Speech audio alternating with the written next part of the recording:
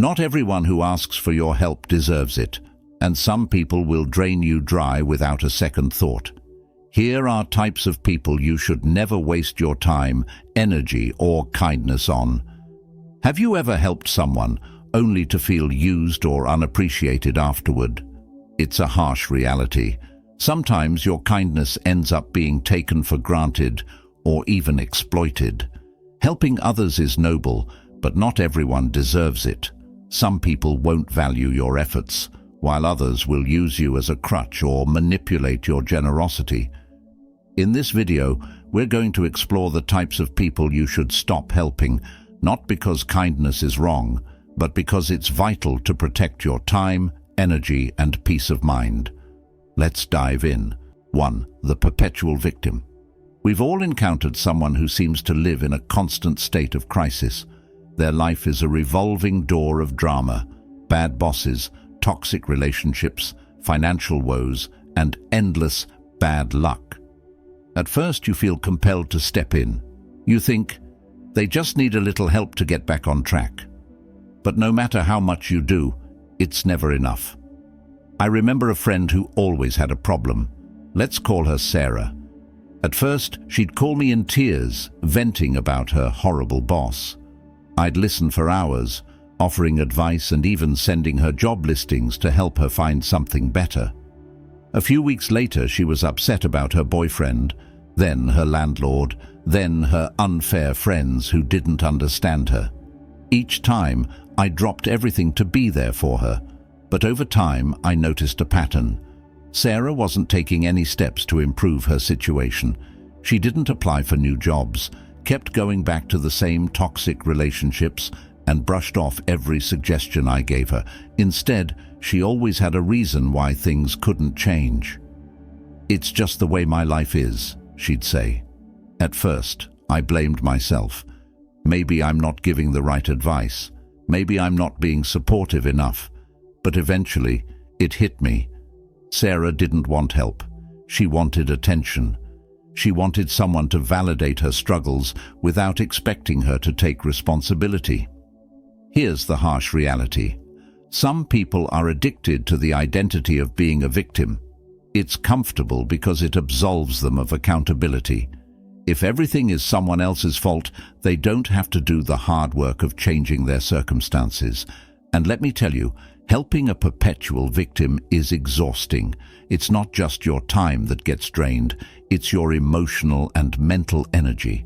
I found myself constantly worried about Sarah, replaying our conversations in my head, wondering what more I could do to help. Meanwhile, she was living her life the same way, completely oblivious to the toll it was taking on me. Eventually, I had to set boundaries. It wasn't easy. Sarah didn't take it well. She accused me of not caring, of abandoning her when she needed me most. But the truth was, she didn't need me. She needed to face her own reality. And by constantly stepping in, I was only enabling her to stay stuck. A hard but important lesson. Helping someone who refuses to take responsibility isn't kindness. It's enabling. True compassion isn't about solving someone else's problems for them.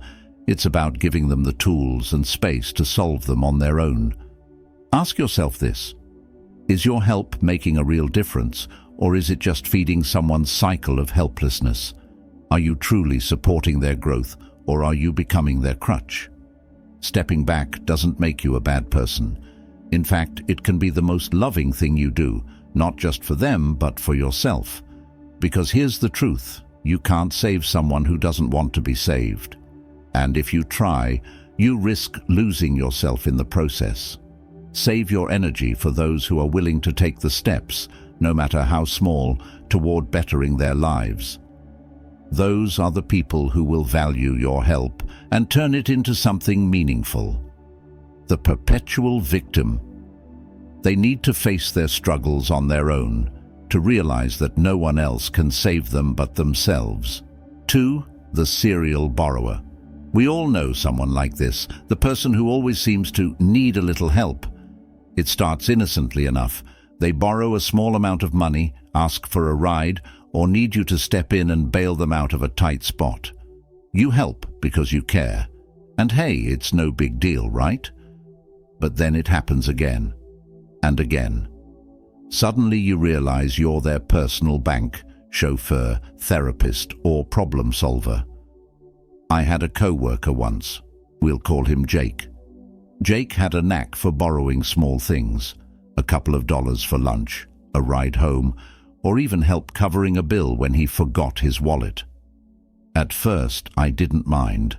After all, everyone goes through tough times, and I believed in being there for others. But then I noticed a pattern. Jake never paid me back unless I asked, and even then, he'd act like it was an inconvenience. What's worse, Jake's borrowing wasn't limited to me. I started hearing similar stories from other co-workers. He'd guilt-trip them into covering for him, borrowing without returning, and making everyone feel like his financial troubles were their responsibility. The big realization: serial borrowers don't see your kindness as generosity. They see it as a resource they're entitled to, and because they rely on guilt or charm to get what they want, they often take advantage of empathetic people who hesitate to say no. Here's where it gets tricky. People like Jake often seem genuine in their need. They tell you stories about how they're struggling, and you feel bad saying no. But here's the thing: most serial borrowers are stuck in a mindset of dependence. Instead of finding ways to manage their own problems, they take the easy route, leaning on others. The personal toll of helping a serial borrower. Helping them might feel like the right thing to do at first, but it comes at a cost. Over time, their constant demands can drain your financial resources, time, and emotional energy. I remember once agreeing to help Jake cover his phone bill, thinking it was a one-time emergency. A month later, he was back with another excuse. By the third time, I realized I wasn't helping him. I was enabling his inability to manage his responsibilities. The deeper message here: kindness has its limits. There's a difference between helping someone in genuine need and becoming someone's crutch. It's not your job to be their solution, especially if they're not taking steps to improve their situation. The tough part is learning to say no. For me, it felt harsh at first. I worried Jake would think I didn't care, or that I was being selfish. But over time, I realized this: saying no doesn't make you unkind. It protects your boundaries. It also sends a clear message that their behavior isn't sustainable. Here's what to watch out for: they never give back. Whether it's money, time, or effort, they take without reciprocating. They have a new excuse every time. There's always a reason why they just can't pay you back yet. They don't change their habits. Instead of cutting unnecessary expenses or finding solutions, they rely on others to fill the gaps. A final thought: helping someone in need is a wonderful thing, but it's not your responsibility to fix someone else's poor habits. Serial borrowers need to learn accountability, and the only way they will is when people stop enabling them. Remember, your resources, whether financial, emotional, or otherwise, are limited. Save your energy for people who genuinely appreciate it and are willing to grow from it. Sometimes, the best way to help someone isn't by saying yes, it's by saying no. 3. The manipulator. Manipulators are some of the most dangerous people to help because they don't just take, they control, guilt, and twist your kindness to serve their agenda. Unlike someone who's genuinely in need, a manipulator knows exactly how to exploit your emotions, whether it's through guilt trips, flattery, or creating a sense of obligation. They don't want your help, they want your submission. I'll never forget my experience with someone like this. Let's call him Mark. Mark was charming, friendly, and always seemed to know how to get what he wanted. At first, it felt great to help him out. He'd always compliment me, saying things like, "You're such a lifesaver. I don't know what I'd do without you." But over time, I noticed something strange. Every time I tried to set boundaries or say no, he'd turn it around on me. For example, once he asked me to help him finish a work project at the last minute. I had my own deadlines, so I hesitated. Immediately, he said, "Wow, I didn't think you were the kind of person who'd leave a friend hanging. I'd totally do this for you." And just like that, I felt guilty and agreed to help, even though it left me stressed and scrambling to finish my own work. How manipulators operate. Guilt tripping. They make you feel selfish or heartless for saying no. Flattery. They'll butter you up to lower your guard, making you feel special or needed. Playing the victim. They frame their requests as desperate situations, making it seem like you're their only hope. Subtle threats. They imply consequences if you don't help, like damaging your reputation, friendship, or opportunities. The scary part is how subtle manipulators can be. You might not even realize you're being used until it's too late. In my case, I didn't recognize Mark's behavior as manipulation until I started feeling drained and resentful. I'd given so much of my time and energy to him, yet he never offered anything in return, not even gratitude that felt genuine. The real cost of helping a manipulator. Helping someone like this doesn't just waste your time, it eats away at your self-esteem. You start questioning yourself, wondering if you're really the selfish one for wanting boundaries. Manipulators thrive on this doubt because it keeps you in their control. Eventually, I had to confront Mark. I told him I couldn't help him anymore, and his true colors came out immediately. He was angry, accusing me of being disloyal and ungrateful. That's when I realized manipulators don't value your kindness. They value what they can get from you. The deep lesson. Here, it's not unkind to protect yourself from manipulators. In fact, setting boundaries is a form of self-respect. You are not obligated to help someone who uses guilt, pressure, or deceit to control you. Real relationships are built on mutual respect, not manipulation. How to spot a manipulator. They use emotional language to pressure you. If you don't help me, I don't know what I'll do. They constantly owe you one but never deliver. Promises of reciprocation that never materialize. They isolate you emotionally, making you feel like you're the only person who can solve their problem. They escalate when you say no. Their charm turns to anger or coldness when they don't get their way. A word of advice. If you recognize someone as a manipulator, don't try to outsmart them or change their behavior. It won't work. The best thing you can do is firmly say no and distance yourself. Manipulators will often move on to someone else when they realize you're no longer an easy target.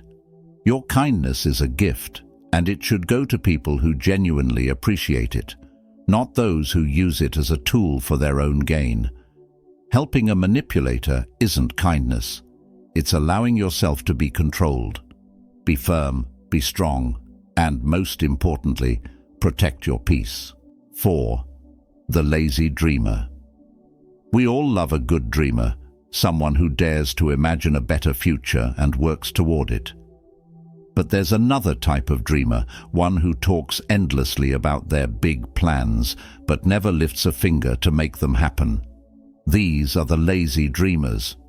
They are full of ideas, ambitions, and lofty goals, but when it comes to taking action, they're always waiting for the right time or relying on others to do the heavy lifting. I remember someone like this, a guy named Chris. Chris always had a new million-dollar idea. One week it was an app that would revolutionize food delivery. The next, it was a book he was going to write that would change lives.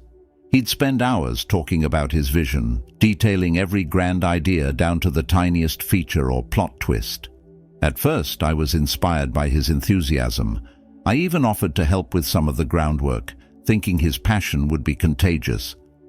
But soon, I realized something important. Chris wasn't interested in doing the work. Whenever I'd ask about progress, he'd come up with excuses. "I'm still waiting for the perfect time to start," he'd say, or "I'm just figuring out the details." Meanwhile, weeks, months, and eventually years passed, and his dreams remained exactly that, dreams. Why helping lazy dreamers is a trap. At first, it feels exciting to support their ambitions. They talk so convincingly that you believe in their vision. But here's the thing.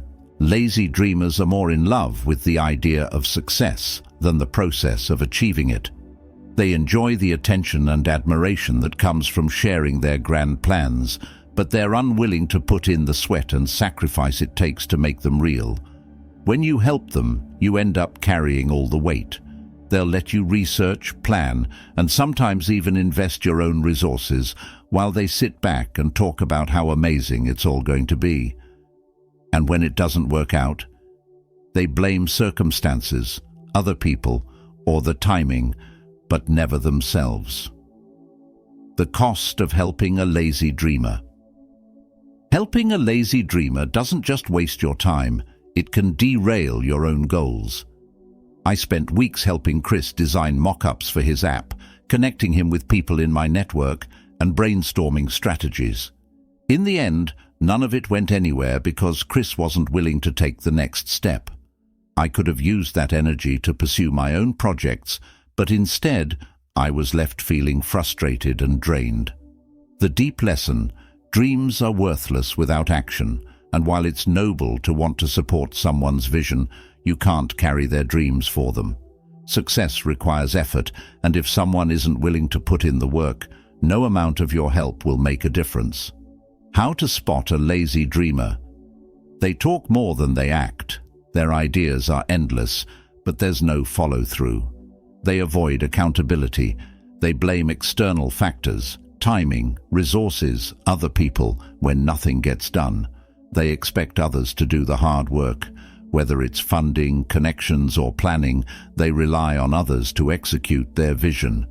They repeat the cycle. Despite a long history of unfinished projects, they always have a new big idea to pitch. A word of caution. Helping a lazy dreamer can feel like kindness at first, but it's a form of enabling. The more you do for them, the less they're forced to take responsibility for their own ambitions. Sometimes, the best way to help is to step back and let them figure it out on their own. A hard truth. Not everyone deserves your time and energy, especially if they're not willing to match it. If someone isn't willing to invest in their own dreams, why should you? Use your energy to support people who are actively working toward their goals, not just dreaming about them. Final thought. Dreams are powerful, but they require action to come alive. Helping a lazy dreamer isn't kindness. It's carrying someone who refuses to walk. Save your strength for people who are ready to climb with you, not those who expect to be carried to the top. 5. The gossip monger. Gossip mongers thrive on chaos. They live for the latest drama, spreading half-truths, exaggerations, and outright lies to keep the spotlight on someone else's problems. They're not interested in building others up or solving conflicts. Instead, they seek to tear people down, often under the guise of just sharing. These people might seem harmless at first, but helping them can be a mistake that costs you your peace, reputation, and even relationships. I had a colleague like this once. Let's call her Sarah. Sarah always seemed to know everything about everyone. At first, it felt intriguing. She'd pull me aside and whisper, "Did you hear what happened to John?" "I'm just telling you because I thought you should know." It felt like I was being trusted with inside information, but over time, I noticed a pattern. Every conversation with Sarah revolved around someone else's misfortune, mistakes, or personal life. I fell into the trap of listening, sometimes even participating, thinking it was harmless venting.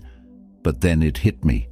If she could talk about others so easily behind their backs, what was she saying about me when I wasn't around? That realization made me uneasy, But the real turning point came when Sarah started using gossip to manipulate situations. How gossip mongers operate. 1. They use gossip as currency. Gossip mongers trade information like it's a commodity, offering juicy details in exchange for your time, trust, or allegiance. 2. They stir conflict. They thrive on creating tension. By sharing selective or distorted information, they pit people against each other, often just to watch the fallout. 3. They avoid accountability. When confronted, they backpedal with excuses like, "I was just joking," or "I only said it because I care." They seek validation. Gossip mongers often use stories about others to make themselves feel superior or to draw attention to their own perceived virtues. Why helping a gossip monger is dangerous. Helping a gossip monger, whether by listening, engaging, or even sympathizing, can harm you more than you realize. First, you become complicit in their behavior, even if unintentionally. People begin associating you with the drama, assuming you're part of the problem. Second, gossip mongers rarely value loyalty. The same person you helped by lending an ear or defending them can turn around and spread rumors about you. In my case, Sarah eventually twisted one of our conversations into something it wasn't. She told someone else that I had said things I never did, painting me as the bad guy. It created unnecessary tension and made me realize the high cost of associating with someone like her. The deeper message.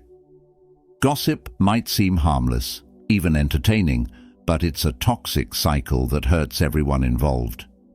Helping a gossip monger doesn't just damage others, it damages your own integrity.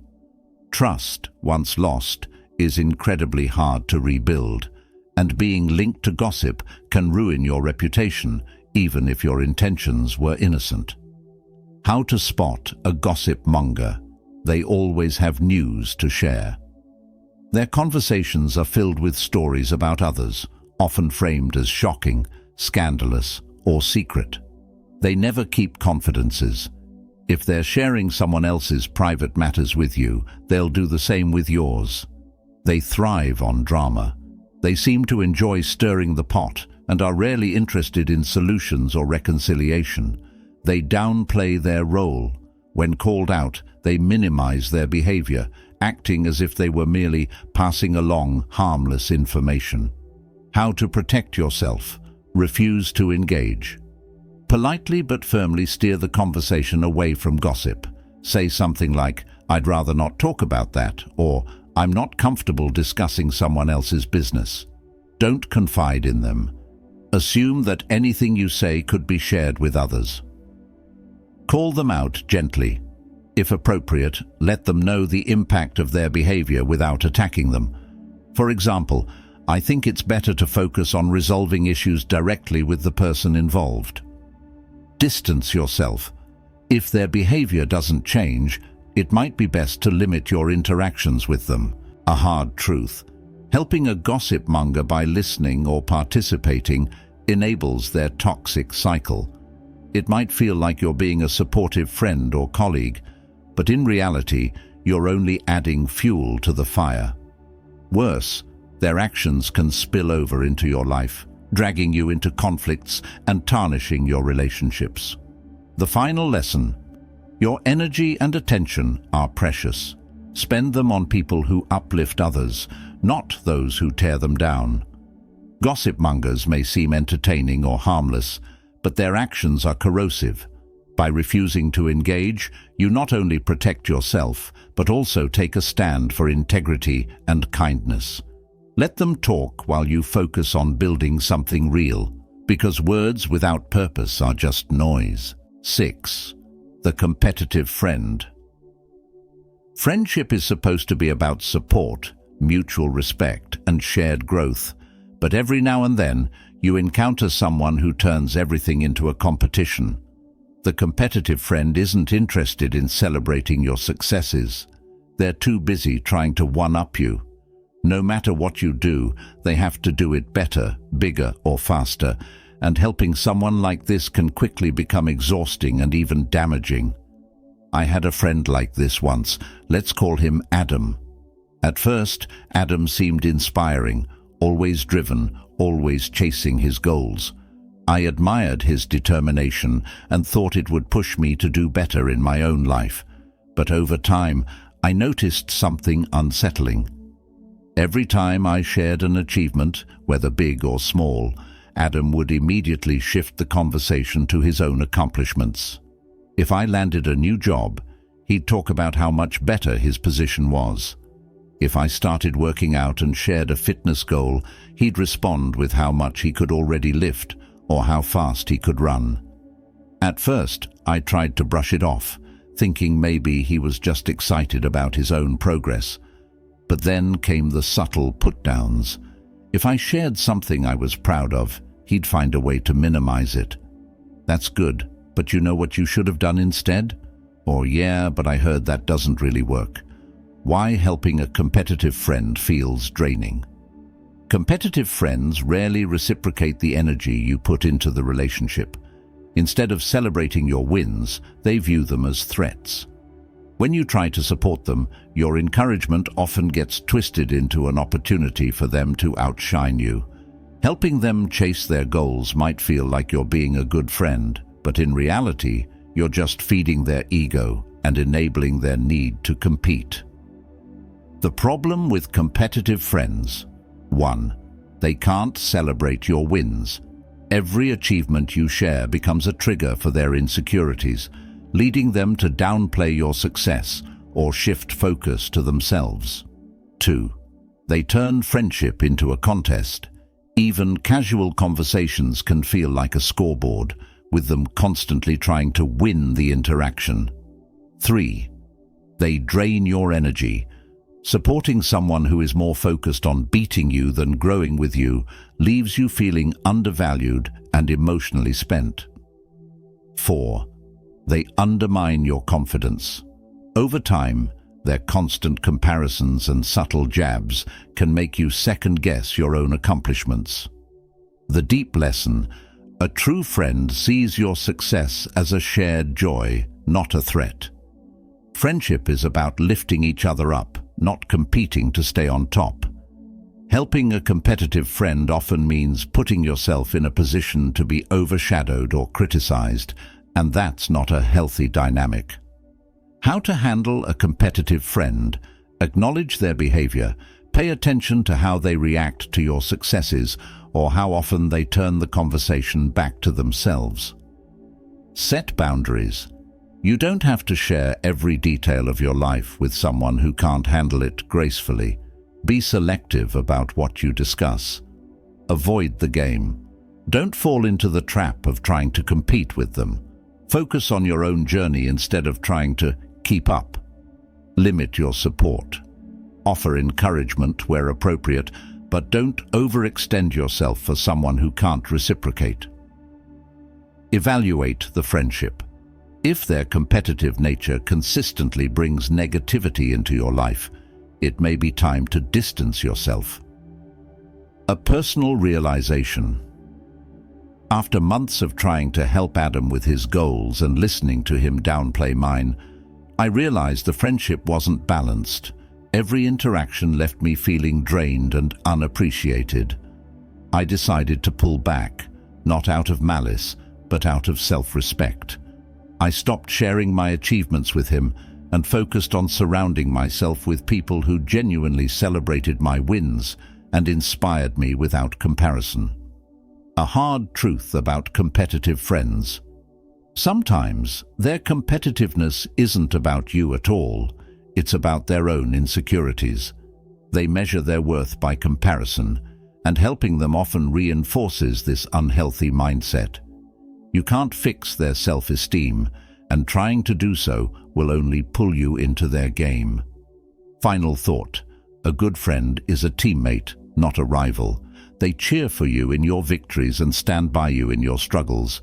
If someone can't celebrate your growth without making it about themselves, they don't deserve a front-row seat in your life. Life is challenging enough without turning friendships into contests. Invest your time and energy in people who bring out the best in you, not those who see you as competition. 7. The envious saboteur. The envious saboteur is a uniquely harmful type of person. They're not content with their own lives and can't stand to see others succeed. Instead of celebrating your wins or even simply minding their own business, they'll actively try to tear you down. Their envy consumes them, turning admiration into bitterness and closeness into sabotage. Helping someone like this isn't just unproductive, it can actively harm you. A personal story. I had a friend, let's call her Lisa, who seemed incredibly supportive at first. Whenever I shared my dreams or successes, she'd smile and offer kind words. But as time went on, I started noticing little cracks in her facade. Whenever I told her about something I was working toward, she'd subtly discourage me. "Are you sure you're ready for that? It sounds risky." Or, "I heard that's really competitive. You might want to rethink." I brushed it off as concern at first, but then things escalated. She started spreading doubts about me to mutual friends. "I don't think they can handle that kind of pressure," she'd say, or, "They're just lucky. It's not like they worked that hard." When I confronted her, she denied everything, insisting I was imagining things. But the damage was done. I realized her envy had been eroding our friendship from the start. The behavior of an envious saboteur. 1. They downplay your achievements. They'll dismiss your hard work as luck or timing, minimizing the effort you've put in. 2. They plant seeds of doubt. Envious saboteurs often use subtle discouragement to shake your confidence. They'll frame their criticism as concern or advice. 3. They undermine your reputation. Behind your back, they'll spread rumors, cast doubts, or try to make others see you in a less favorable light. 4. They pretend to support you. On the surface, they may seem like your biggest cheerleader, but their actions rarely match their words. Why helping them backfires? Helping an envious saboteur often means exposing yourself to their negativity and sabotage.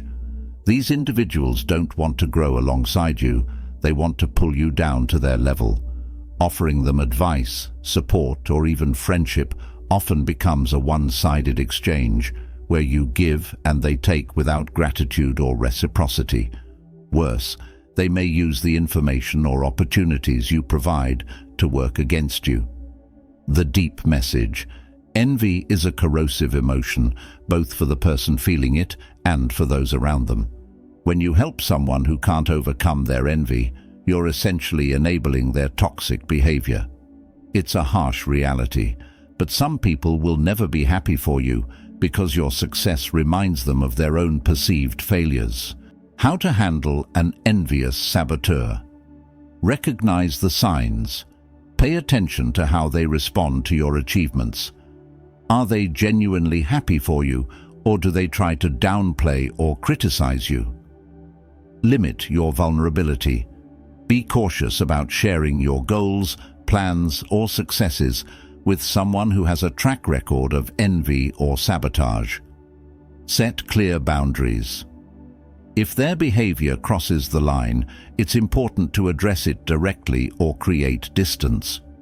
Don't seek their approval.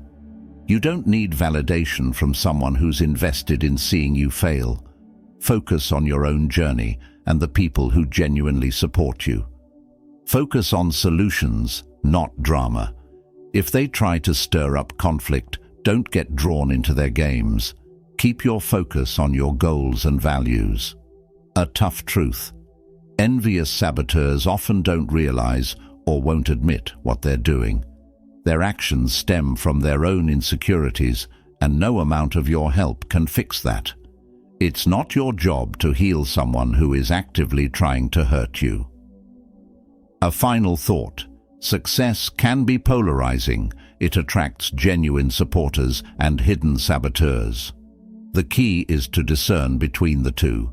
Helping an envious saboteur might feel like the high road, but it often leads to heartbreak and betrayal.